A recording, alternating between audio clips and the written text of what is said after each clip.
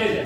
अब गरीब महिलाएं, किसान, मजदूर सारे बच्चे लड़के सारे कॉलेज में बीए पास कर जाते हैं। गांव की गांव में कॉलेज है, नहीं लगता ना।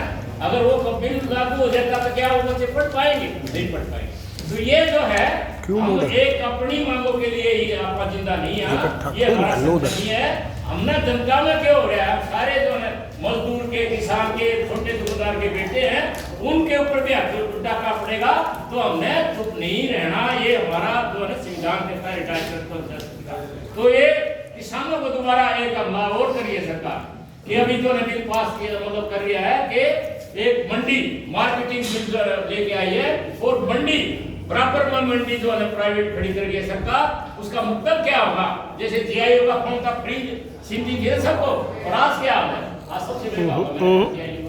तो ये हाल शुरुआत में तो खेतों से फसल उठा लेंगे वो प्राइवेट, उनके पास सारे साधन है, उन्होंने बड़े बड़े गोदाम भी बना रखे हैं। और जब वो जो है ना ये मंडी खत्म हो जाएगी सरकारी, फिर उनको बांध के बाड़ा जो फसल खरीदेंगे।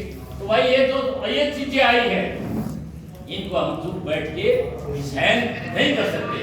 हम अकेले अपनी दो पैसे बढ़ाने के लिए यहाँ नहीं है। हमने ये भी देखना है, एक अच्छे नागरिक भी हमें साबित होना चाहिए कि हमारे दाएं बाएं सरकार की जो नीतियां हैं, जो जरूरत की नीतियां हैं, उनका अपना है डट के मुकाबला आप पे मेरा कोई कर नहीं पाएगा। दूसरी बात, जब से सरपंचायत से आंदोलन आए हैं, हमने ये देखा है कि अपोजिशन वाले जो केवल वहां शोर मचाते हैं, सरपंचायत से ऐसे आया है जिसने अपोजिशन की भूमिका निभाई है। सरकार की किसी प्रकार की कोई नीति, हमारे संविधान ये कहते हैं। हाँ जी हमारा संविधान ये कहता है अगर किसी का कोई रेडी वाला है, उसके साथ जाति होती है, तो हमने उसका साथ देना चाहिए। हमारा संविधान तो ये कहता है। हमारे देश में हमारे दाएं बाएं किसी के जाति होती है तो हमें उसका साथ देना चाहिए। हमारा संविधान तो ये कहता है। मानवता का संविधान जो थे ना, अपना जो संविधान क्या कहता है, संविधान की प्रस्तावना क्या कहती है, उसको पढ़ो भाई। उसमें प्रस्तावना में क्या है? हमारा देश तो जो है ना विविधता का देश है।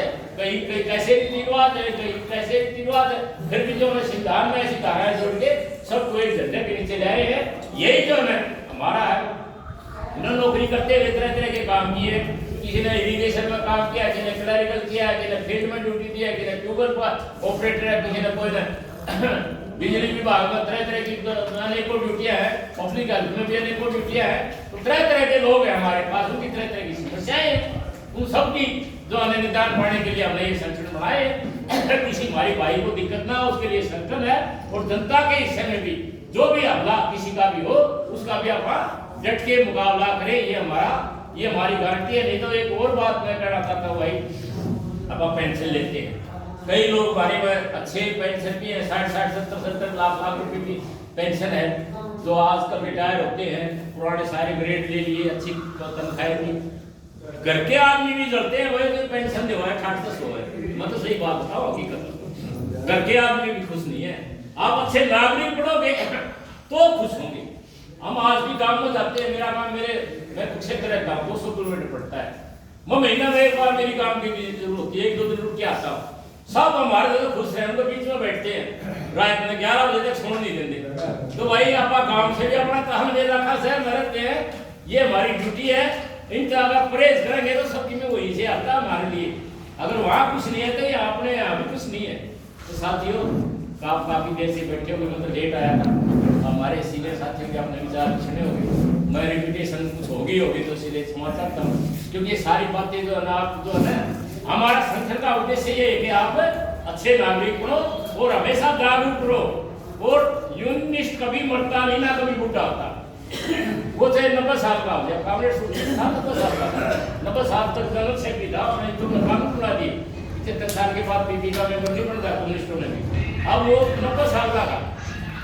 एक छोटा उदाहरण देता हूँ, घूमने गए थे पाकिस्तान और तो बूढ़ा था, थक गया, मैं अरेस्ट करूंगा, अरेस्ट हाउस में बाकी चले गए। तो मुशर्रफ उससे मिलने के लिए आया था, सुरजीत से। तो सुरजीत ने ये कहा, मुशर्रफ कह रहा तुमको था सनी मछुआरे की लोग रखे जड़ा में, उसे दिन छोड़ दिए सारे एक ही बात कहने। तो ऐसी ऐसी सक्सेस अपने इंडिया में पैदा हुई है। हम 83 का आंदोलन, 93 का आंदोलन में हम टर्मिनेट हो गए थे, राज्यपाल जी बैठे हैं, हमारे नेता भी घबरा गए, 30 साल के करीब टर्मिनेशन हो गई थी और घबरा सरकार ज्यादा रहेगी हमारे से।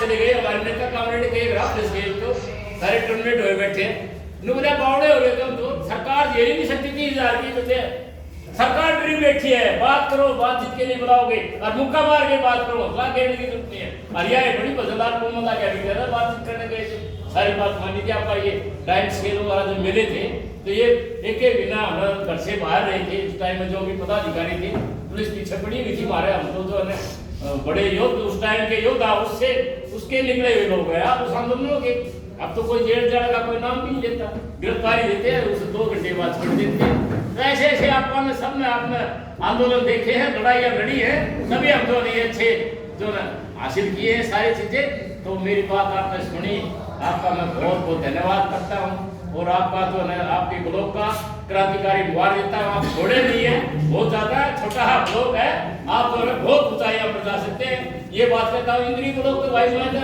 ये सोचा है एक सब हरियाणा में एक ब्लॉक नहीं मिलेगा ऐसा बिल्कुल इंद्री ब्लॉक का तो मुकाबला नहीं है 111 की ब्लॉक की मीटिंग में आ जाए आदमी और ये दिनों का आपको दोस्तों तक ले जाओ ये सारे बुलाया तो मैं आपका जो है ये आपका तो है ये रिटायर्ड पंचायत संघ का झंडा ऊंचा रखो पब्लिक की सेवा करो और अपना संकल्प मेरी बात सुनी आपका बहुत बहुत धन्यवाद।